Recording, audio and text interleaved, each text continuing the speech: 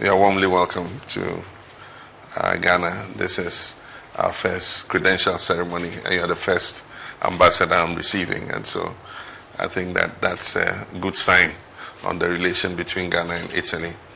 Our relations have been historical, and Ghanaians have a very high regard for our cooperation with Italy. From our first republic, when we were children learning about the Akosombo Dam, we heard about Impregilo, the Italian engineering company that built the dam. And in later years, when our second dam was built, the Pong Dam, we heard about Sadelmi and all of them. And so we're all quite familiar with Italian engineering and technology. And we think that it's an area where we can continue to exchange knowledge and technical know-how. I'm particularly happy about the initiative in agriculture, because that is one of the main focuses of this administration. We think that one of the first things any responsible government must do must be able to provide food security for its people. We've had inflation go up to 54%. It is now dropping gradually at 22%, and we're hoping that it will come down further. But one of the main drivers of our inflation has been supply of food inflation. And so if we're able to expand on production, not only producing the food, but also processing and marketing, we need to look at the whole value chain. And that's why this initiative you're talking about is very important, because if we can get the technology and partner Italy and Ghana to produce food from the farm right to processing to the market, I think that is the focus our government is aiming at. And so any such collaboration will be in the right direction. And I'll be very happy to meet the chief executive when he visits Ghana. Thank you, sir. In addition, we have launched yesterday in the budget, the minister mentioned the Ghana Labor Export Program. And that is going to set up centers of excellence in raising the skill of Ghanaian youth to international standards so that they can work anywhere in the world. And based on agreements we'll sign with different governments, we can send electricians, welders, engineers, civil engineers, masons, carpenters, people with a very high skill. We can send them out to go and work on fixed contracts and come back. We discussed it with the IMO when I was in Munich at the Munich Security Conference. We met the international IOM, International Office for Migration. Yeah, and they are bringing some technical expertise to work with us in setting up that program. We want to stop young people, unskilled, trying to cross the Sahara, the Mediterranean, to try and reach Europe.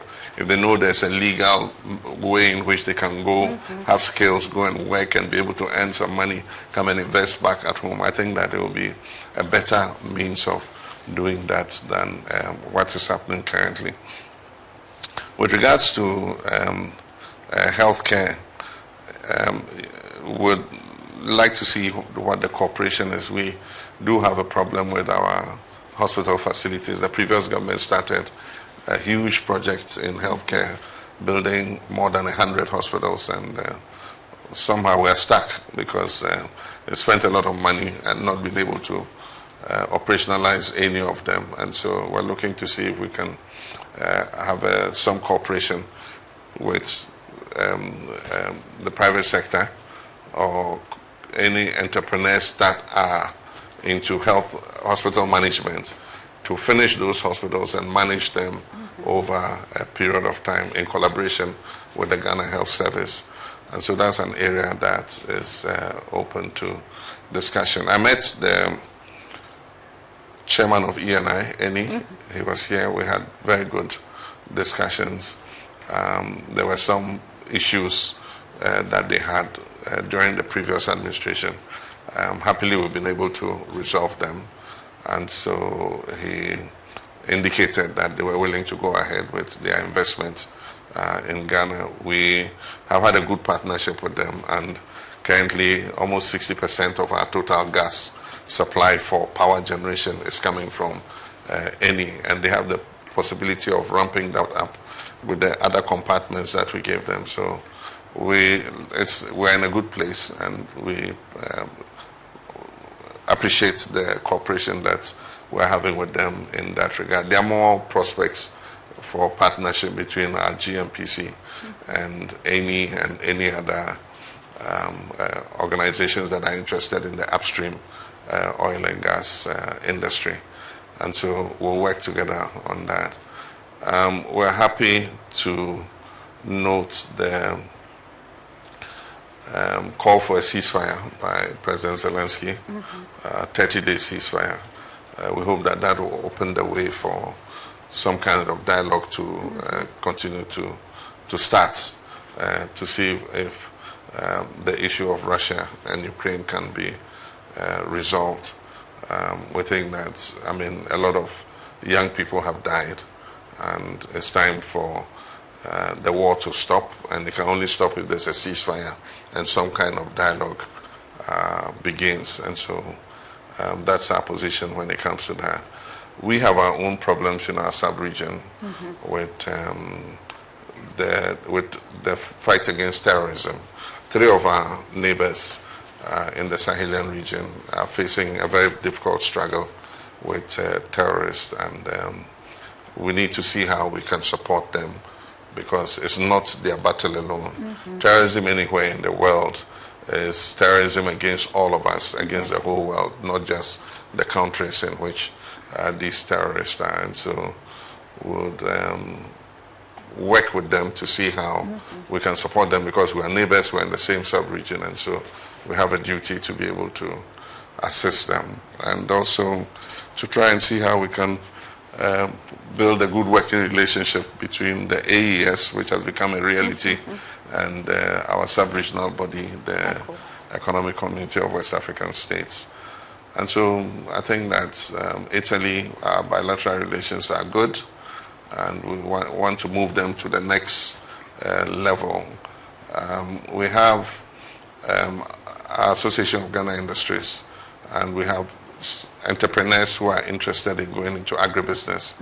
And we know that when it comes to agribusiness and agro-processing, Italy has a comparative advantage, especially in small machinery and all that. And so that's another area. While you are here as ambassador, I'm hoping that we can open it up again. We used to have a facility like that with Italy, where Italian equipment, construction equipment, agro-processing equipment were supplied directly to private companies to set up, small businesses. And so it came to an end, but it's something that we can look at again while you're here.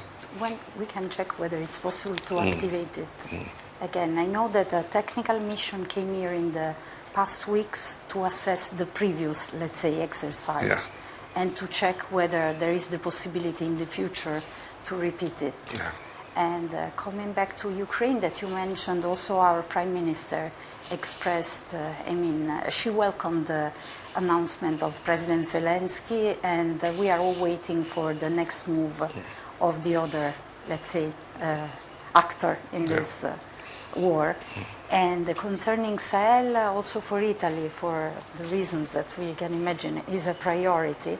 And we try to have a very pragmatical approach and not ideological. So while we hope that the constitutional legality will be restored, we want to continue to dialogue on practical issues like development, cooperation, training, assistance.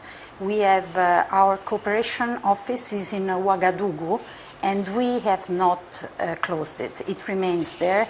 And we have also a military mission in Niger. It's a training mission, actually, and it's been requested by the government of Niger, and is still there. So we try to give our, let's say, support to the, let's say, stabilization of the region, so we can work together on it. Thank you. Thank you.